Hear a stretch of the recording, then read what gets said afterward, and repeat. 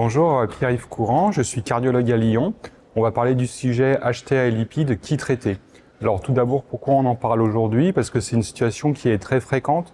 16 millions de patients sont hypertendus en France et environ 12 millions de patients ont une hypercholestérolémie avec un LDL supérieur à 1,6 g par litre.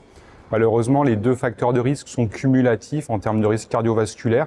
Si on évalue le risque d'un homme de 50 ans non fumeur, s'il a une hypertension de grade 2, un risque d'événement à 10 ans de 5%, s'il a une hypercholestérolémie isolée, 4%, et le cumul des deux monte à 8%.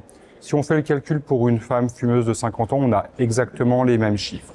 Donc il va falloir traiter les patients pour atteindre une cible s'ils sont apparemment en bonne santé à moins de 140 mm de mercure de systolique et environ 1 g de LDL.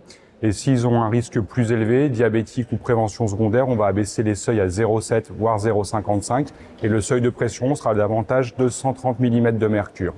Alors comment on y arrive? Eh bien avec des règles hygiéno-diététiques et également des traitements adaptés. Et si on veut faire 3 points de conclusion importants, c'est tout d'abord, cette situation est très fréquente, elle touche à peu près 20% des Français. Comment on y arrive avec les règles diététiques et les traitements?